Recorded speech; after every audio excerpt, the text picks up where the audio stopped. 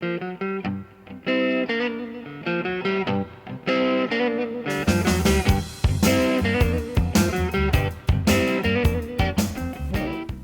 is Paul Mcintire. I'm an electric violinist.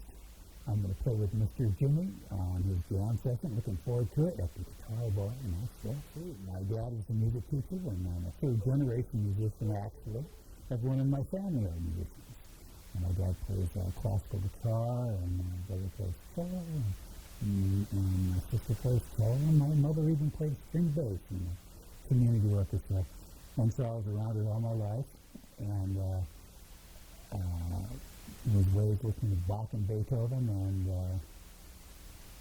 and it became a part of me and still is. And also my parents said, oh yeah, it's okay to be a musician. You spend your whole life being a musician, no problem. Oh my God.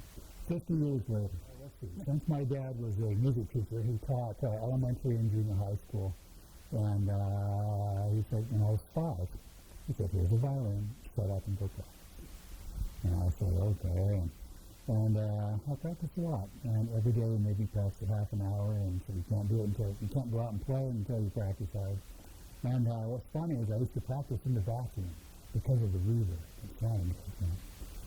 And so I played it, and then when I didn't like it for a long time, and people made fun of me and stuff, and then about 13 or 14, I started being cool, and now I said, so, and then also I found electronics, and I'm a big electric violin player. I make preamplifiers, and I've always been a sound guy for all the bands I've been in for all my life. And started playing rock and roll probably when I was about 14, 15. Started playing garage bands and all styles. I play all styles because it's all interesting me. To me, I love all types of music. Yeah, when I was about 15, I started listening to Jimi Hendrix and going, wow, this is cool. I like sustain and distortion, and I started playing pretty heavy rock bands when I was that young, and I was actually living in Los Angeles, in Santa Monica, and there was a lot of bands. I started playing for amps, and there was, in the 70s, there was Johnny Conti, more progressive, and Sugarcane Harris, Stephen Grappelli. There's all kinds of great players in that period.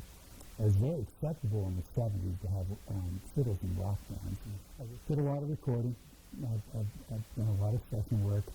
I have my own recording studio, and I've produced other people's albums, and I'm still trying to record my own, but one of these I like to play by ear, and it's more free.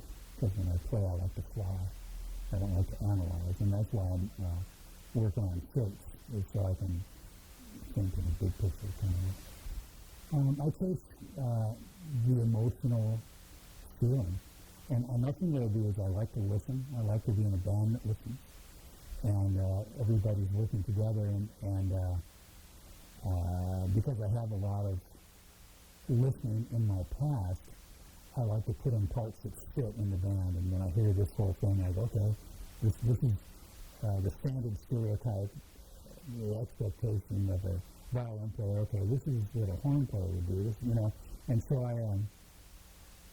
just try to fit in. When I improvise, I try to fit in, and then when you kick me and say solo, then I just reach for the moment, the emotional expression at the moment, and my all my practice is based on that, is to execute a pattern that's interesting and apropos, and my own flavor would be a little bit outside of the box, just because I like that. Whatever, it's a form of music that's very fundamental to who America is, and I respect that, appreciate that. I love all styles of music. Rock and roll is definitely the foundation of them blues. And actually all the music that I play, there's always blues in it.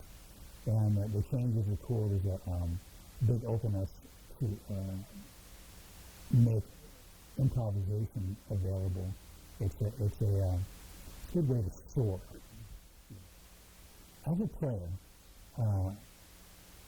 my goal is to make people comfortable and happy, right? And so, to me, that's self-balancing is where we find our peace. And if we're lucky as artists and players,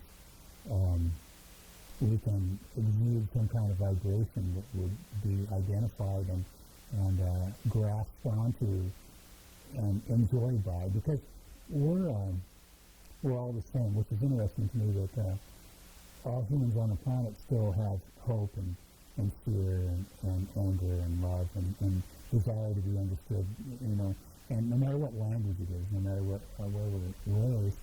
And so, and music, especially instrumental music, is not held down by lyrics or language or anything like that. It's an emotional vibration, and that can be understood, because those vibrations are relative in all languages, because we're all human.